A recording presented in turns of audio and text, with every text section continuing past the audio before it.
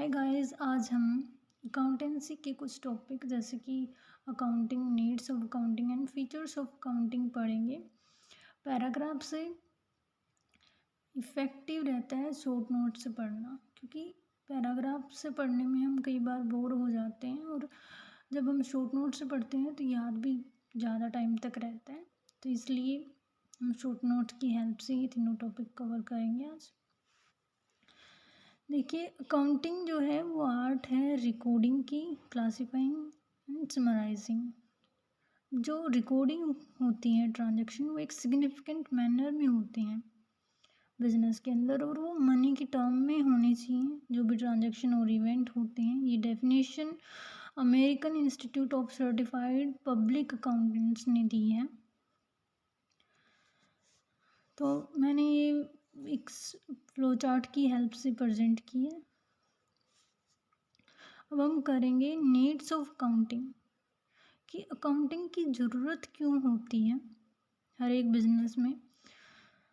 तो जो भी बिजनेसमैन होता है वो जानना चाहता है ईयर्स के एंड में जो भी मैंने ट्रांजैक्शन हुई हैं बिजनेस में, उनसे प्रॉफिट हुआ है या लॉस हुआ है मेरे को।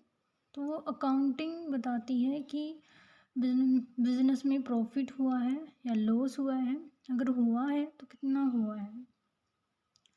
अकाउंटिंग से हमें अमाउंट ऑफ परचेज भी पता चलती है कि कितनी परचेज हुई है ईयर के दौरान और कितनी सेल्स हुई है और कितने टोटल एक्सपेंसेस हुए हैं। अगर प्रोडक्शन होगा तो एक्सपेंसेस भी तो होंगे। इनकम टैक्स और जीएसटी भी पता चल जाता है।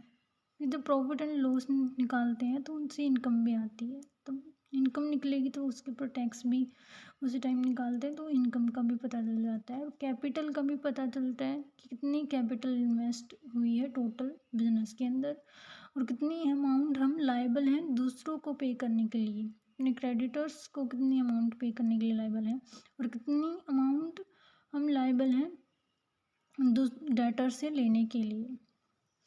और जो भी प्रोडक्शन हुआ है ईयर की ड्यूरिंग, उस पर कितनी कॉस्ट आई है, और उस कॉस्ट के बेसिस पे सेलिंग प्राइस भी डिटरमाइन करते हैं।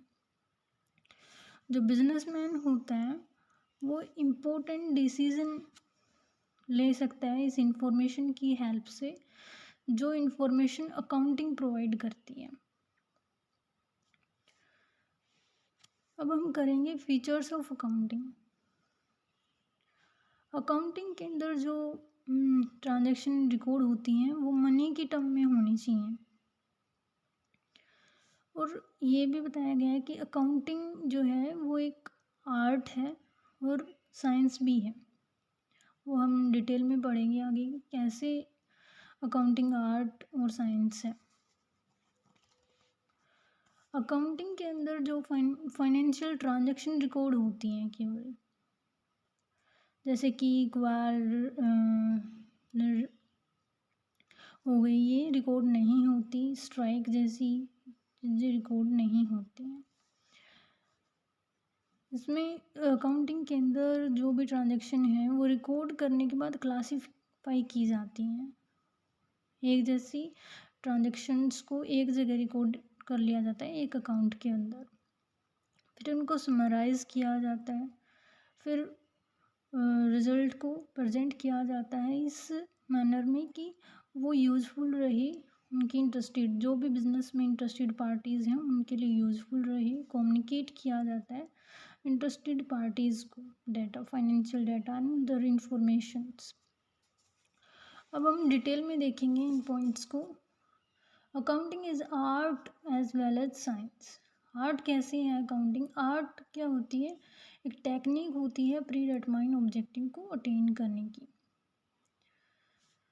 वैसे ही अकाउंटिंग भी एक आर्ट है, रिकॉर्डिंग, क्लासिफाइंग एंड समराइज करके ट्रांजैक्शन को फाइनेंशियल पोजीशन निकल जाती है। इन तीनों से रिकॉर्ड, पहले ट्रांजैक्शन को रिकॉर्ड किया जाता है, फिर उनको क्लासिफाई किया जाता है, फिर उनको समराइज किया जाता है, और इससे होता क्या है, बिजनेस की फाइनेंशियल पोजीशन का पता चल जाता है। फिर कहते हैं कि अकाउंटिंग साइंस भी है। साइंस में कुछ रूल्स होते हैं जो कि सब सेम होते हैं, फिक्स होते हैं, ये स्पेसिफिक प्रिंसिपल्स पर बेस्ड होती है। वैसे ही अकाउंटिंग के भी कुछ अकाउंटिंग स्टैंडर्ड्स प्रिंसिपल्स होते हैं जो चेंज नहीं होते हैं, फिक्स हैं, सबके लिए सेम रहेंगे, सारी बिजनेसेस उनको फॉलो करती हैं। नेक्स्ट है रिकॉर्ड फाइनेंशियल ट्रांजेक्शन ओनली। केवल फाइनेंशियल ट्रांजेक्शन ही रिकॉर्ड होती हैं बुक्स में, बिजनेस की बुक्स में। क्वाल, स्ट्राइक, रेजिग्नेशन जैसी चीज़ें नहीं रिकॉर्ड होती, जबकि ये भी इफ़ेक्ट करती हैं बिजनेस को, ये भी इम्पोर्टेंट है, लेकिन फिर भी ये रिकॉर्ड नहीं होती क्योंकि फाइनेंशियल नेचर की नहीं है। नेक्स्ट है record in term of money.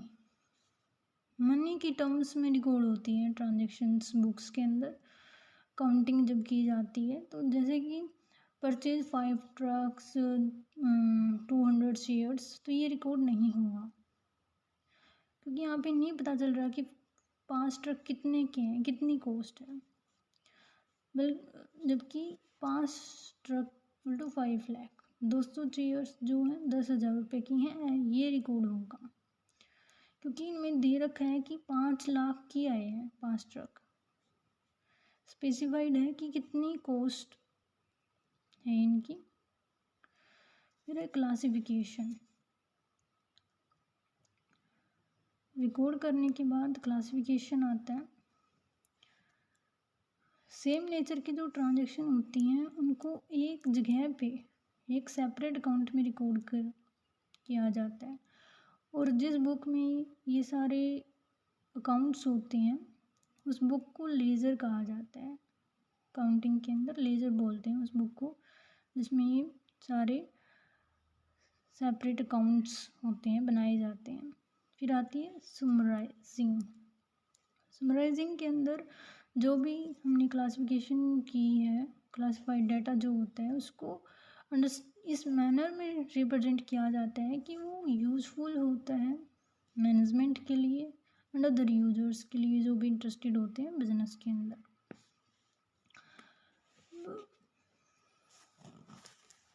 हम ये भी देख लेते हैं कि समराइजिंग के अंदर क्या क्या इन्वॉल्व होता है। सबसे पहले लेजर अकाउंट्स। लेजर बुक में जो भी अकाउंट्स होते हैं, सेपरेट अकाउंट्स, जिनमें बताया था कि एक जैसी ट्रांजैक्शन रिकॉर्ड होती हैं।